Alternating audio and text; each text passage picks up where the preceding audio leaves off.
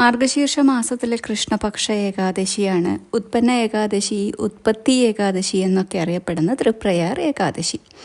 ഏകാദശി ദേവിയുടെ ജന്മദിനം അല്ലെങ്കിൽ ഉൽപ്പത്തി നടന്ന ദിനം, ഏകാദശി ദേവിയുടെ ആവിർഭാവ ദിനം. ആദ്യമായിട്ട് ഏകാദശി വ്രതം ആചരിച്ചത് ഈ ഉൽപ്പന്ന ഏകാദശി ദിനത്തിലാണ് എന്ന് കണക്കാക്കപ്പെടുന്നു.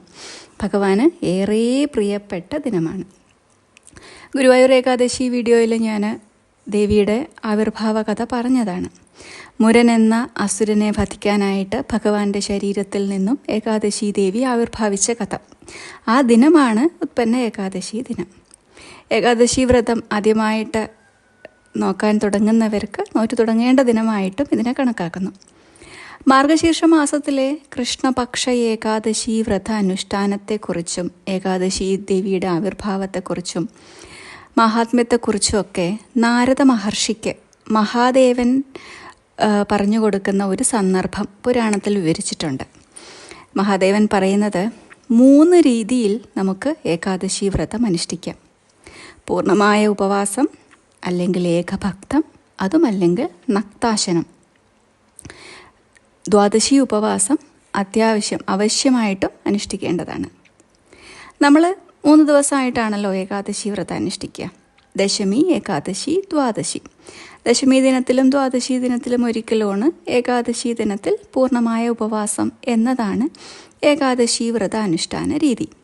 എന്നാൽ പൂർണ്ണമായും ഉപവാസം അനുഷ്ഠിക്കാൻ സാധിക്കാത്തവർക്കായിട്ട് ഏകഭക്തം അനുഷ്ഠിക്കാം, അതുമല്ലേൽ നക്താശനം അനുഷ്ഠിക്കാം എന്നുകൂടി പുരാണത്തിൽ മഹാദേവൻ പറയുന്നുണ്ട്.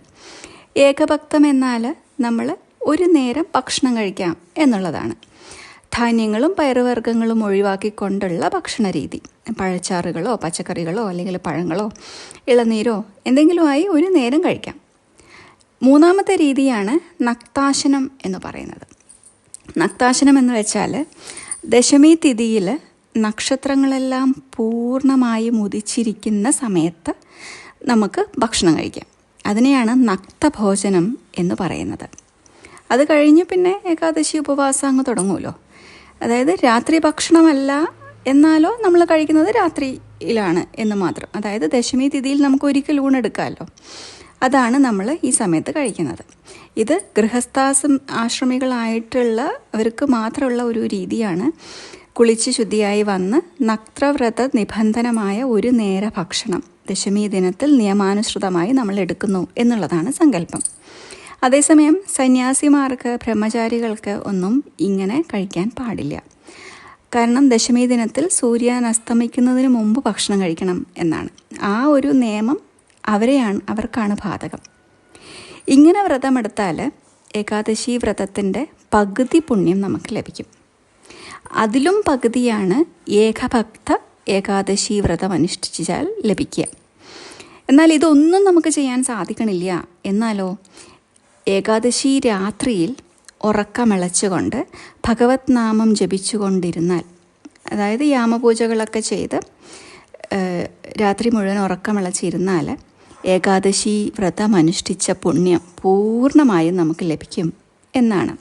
ഏകാദശി രാത്രിയിൽ ജാഗരണം ചെയ്യുന്നത് ധന്യമായിട്ടാണ് മഹാദേവൻ പറയുന്നത്. രാത്രിയിൽ നമ്മൾ ഗോവിന്ദനാമം ചൊല്ലുന്നതിന് 4 ഇരട്ടിയാണ് ഫലം. ഒരു യാമം നമുക്കതുപോലെ പൂർത്തീകരിക്കാൻ സാധിച്ചാൽ കോടി ഫലം ലഭിക്കും. 4 യാമവും അതുപോലെ പൂർത്തിയാക്കാൻ സാധിച്ചാൽ അസംഖ്യമാണ് ഫലം. ഓരോ യാമത്തിലും നമ്മൾ പ്രദക്ഷിണം വെച്ച് ഭഗവാനെ നമസ്കരിച്ച് കർപ്പൂര ആരതി എടുത്ത് നിവേദ്യങ്ങൾ സമർപ്പിച്ചിട്ടാണ് ജാഗരണം നടത്തേണ്ടത്. ഇങ്ങനെ ഏകാദശി ജാഗരണ വ്രതം അനുഷ്ഠിച്ചാൽ 26 ഗുണങ്ങൾ, അതായത് ഏകാദശി വ്രതത്തിന് 26 ഗുണങ്ങളുണ്ടെന്നാണ് പറയാം. ആ 26 ഗുണങ്ങളും നമ്മളിലേക്ക് എത്തുകയും പുനർജന്മമില്ലാത്ത വിധം പരമാത്മാവിൽ ലയിക്കാനും നമുക്ക് സാധിക്കും എന്നാണ് ഫലമായി മഹാദേവൻ പറയുന്നത്. ഒരു യാമമെങ്കിലും നമ്മൾ ഉറക്കമിളച്ച് ജപിച്ചാൽ ധർമ്മ അർത്ഥ കാമ മോക്ഷങ്ങളെല്ലാം നമ്മളിലേക്ക് എത്തുമത്രേ. ഏകാദശി വ്രതം നോറ്റാൽ കിട്ടുന്ന പുണ്യം മഹാവിഷ്ണുവിന് മാത്രമേ പറയാൻ സാധിക്കുള്ളൂ. കേദാരത്തിലെ ജലപാനം കൊണ്ട് എങ്ങനെയാണോ നമ്മൾ പുനർജന്മമില്ലാത്ത വിധം മുക്തി നേടുന്നത്, അതുപോലെയാണ് ഏകാദശി വ്രതം അനുഷ്ഠിച്ചു കഴിഞ്ഞാലും പുനർജന്മം ഉണ്ടാവില്ല. കേദാരത്തിലെ വെള്ളം കുടിച്ചു കഴിഞ്ഞാൽ ആരാണോ കുടിക്കണത് അവരുടെ ശരീരത്തിൽ ത്രിമൂർത്തികളുടെ സാന്നിധ്യം സദാസമയം ഉണ്ടാവുമെന്നാണ് പറയാം. അതായത് അത് ദേവന്മാർക്ക് പോലും കിട്ടാത്ത പുണ്യം അവരിലേക്ക് എത്തുമത്രേ. അവന് തുല്യനാകും നമ്മൾ ഏകാദശി വ്രതം അനുഷ്ഠിച്ചാൽ. അതുപോലെ അശ്വമേധ യജ്ഞത്തിൻ്റെ 100 മടങ്ങ് പുണ്യം ഏകാദശിക്കുണ്ട്. നമ്മുടെ വീട്ടിൽ സന്യാസിമാർക്കും ബ്രാഹ്മണ ശ്രേഷ്ഠർക്കും ഒക്കെ ഭക്ഷണം കൊടുത്താൽ ലഭിക്കുന്ന പുണ്യം ഏകാദശി വ്രതം നോറ്റാൽ ലഭിക്കും. വേദാന്തികളായ ബ്രാഹ്മണരുണ്ടാവുമല്ലോ, അത് നമ്മൾ ചില മഠങ്ങളിലൊക്കെ നിത്യമായിട്ടും രാവിലെ മുതൽ വേദപാരായണം ചെയ്യുന്നത് കേൾക്കാറുണ്ടല്ലോ. അങ്ങനെ വേദപാരാംഗതരായ ബ്രാഹ്മണർക്ക് 1000 പശുക്കളെ ദാനം ചെയ്യുന്നതിൽ കൂടുതൽ പുണ്യം ഏകാദശി വ്രതാനുഷ്ഠാനത്തിനുണ്ട് എന്ന് മഹാദേവൻ പറയുന്നു. ദേവഗണത്തിന് പോലും ലഭിക്കാത്ത പുണ്യം ഏകാദശി വ്രതം അനുഷ്ഠിച്ചു കഴിഞ്ഞാൽ മനുഷ്യരായ നമുക്ക് ലഭിക്കും. ഏകാദശി വ്രത മാഹാത്മ്യം കേൾക്കാൻ സാധിച്ചാൽ തന്നെ ബ്രഹ്മഹത്യാദി പാപങ്ങൾ പോലും നശിക്കാൻ കാരണമാകുമെന്നാണ്. അത്രയ്ക്ക് പാപനാശിനിയായ പുണ്യമായ ഏകാദശി വ്രതം, അതുപോലത്തെ മറ്റൊരു വ്രതമില്ല, യജ്ഞമില്ല എന്നാണ് മഹാദേവൻ പറയുന്നത്. ഇപ്രാവശ്യം ഉത്പന്ന ഏകാദശി വരുന്നത് 2 ദിവസങ്ങളിലായിട്ടാണ്, ഡിസംബർ 8-ാം തീയതി 9-ാം തീയതി. ഇങ്ങനെ 2 ദിവസമായിട്ട് ഏകാദശി വന്നാൽ ഏത് ദിവസമാണോ പകലും രാത്രിയും കടന്ന് പിറ്റേന്ന് പ്രഭാതത്തിൽ 1 നാഴിക നേരം ഏകാദശി നിൽക്കുന്നത്, അതാണ് ഭഗവാൻ ഏറെ പ്രിയപ്പെട്ട ഉന്മീലിനി ഏകാദശി എന്നറിയപ്പെടുന്നത്. അതായത് ഏകാദശിയും ദ്വാദശിയും ഒന്നിച്ച് വരുന്ന പുണ്യദിനം. അങ്ങനെ വരുമ്പോൾ നമ്മൾ 2ാമത്തെ ദിനത്തിലാണ് ഏകാദശി വ്രതം അനുഷ്ഠിക്കേണ്ടത് എന്ന് പ്രത്യേകം മഹാദേവൻ പറയുന്നുണ്ട്. ദ്വാദശിയോട് ചേർന്ന് വരുന്ന ഈ ഏകാദശിക്ക് ഇരട്ടിയാണ് ഫലം. ഇതിന് വൈഷ്ണവ ഏകാദശി എന്നാണ് പറയുക.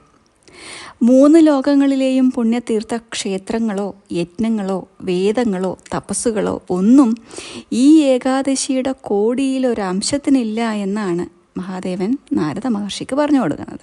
ഡിസംബർ 9-ാം തീയതിയാണ് വൈഷ്ണവ ഏകാദശി വരുന്നത്. എന്നാൽ സമയക്രമത്തിൽ ദേശഭേദങ്ങൾ ഉണ്ടാവുമല്ലോ. ചിലയിടങ്ങളിൽ 8-ാം തീയതി മാത്രം ഏകാദശി വരുന്നുണ്ട്. അപ്പോൾ ദൃക്പഞ്ചാംഗം നോക്കി അത് മനസ്സിലാക്കാൻ സാധിക്കും. ഡിസംബർ 9-ാം തീയതി ഏകാദശി വ്രതം അനുഷ്ഠിച്ച് 10-ാം തീയതി രാവിലെ പാരണയ്ക്ക് കുറച്ച് സമയം മാത്രമേ ഉള്ളൂ. 6:40 മുതൽ 7:13 ഇടയ്ക്കുള്ള സമയത്ത് പാരണ വീട്ടി ഉപവാസ വ്രതം അവസാനിപ്പിച്ച് അന്നേ ദിനം ഒരിക്കൽ ഊണോടുകൂടി നമുക്ക് 3 ദിവസത്തെ ഏകാദശി വ്രതം അവസാനിപ്പിക്കാം. ദശമി ദിനത്തിലും ദ്വാദശി ദിനത്തിലും ഒരിക്കൽ ഊണാണ് എടുക്കുക. ഏകാദശി ദിനത്തിൽ വളരെ പ്രാധാന്യമുള്ളതാണ് ഹരിവാസര സമയം. ഹരിവാസര സമയത്ത് വെള്ളം കുടിക്കാതെ ഭക്ഷണം കഴിക്കാതെ അഖണ്ഡ നാമജപം നടത്തുന്നത് വളരെ ശ്രേഷ്ഠമായി പറയപ്പെടുന്നു. ഗുരുവായൂർ ഏകാദശി പോലെ വളരെ പ്രാധാന്യമുള്ളൊരു ഉത്സവമാണ് തൃപ്രയാർ ഏകാദശിയും. ഭഗവാൻ ശ്രീരാമചന്ദ്രൻ ത്രിമൂർത്തി സ്വരൂപമായി ലക്ഷ്മീദേവിയോടും ഭൂമിദേവിയോടൊപ്പം വസിക്കുന്ന ക്ഷേത്രമാണ് തൃപ്രയാർ. തൃപ്രയാർ ഏകാദശി തൊഴുതു കഴിഞ്ഞാൽ നമ്മുടെ ദുഃഖങ്ങളും ദുരിതങ്ങളും ദാരിദ്ര്യവും ശത്രുദോഷങ്ങളും ഒക്കെ മാറി സകല ഐശ്വര്യവും ഉണ്ടാകും എന്നാണ് വിശ്വാസം. ഗുരുവായൂരിലെ ഏകാദശി ദിന ചടങ്ങുകൾ പോലെ തന്നെയാണ് തൃപ്രയാറിൽ ദശമി വിളക്ക് ഭയങ്കര പ്രാധാന്യമാണ്. ഏകാദശി ദിനത്തിൽ നിർമ്മാല്യ ദർശനം പ്രാധാന്യമുള്ളതാണ്.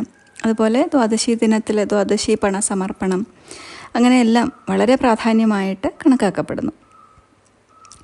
എല്ലാവർക്കും ഈ വിശിഷ്ടമായ ഏകാദശി വ്രതം അനുഷ്ഠിച്ച് സർവ്വ ഐശ്വര്യങ്ങളും നേടാൻ സാധിക്കട്ടെ എന്ന പ്രാർത്ഥനയോടുകൂടി നന്ദി, നമസ്കാരം.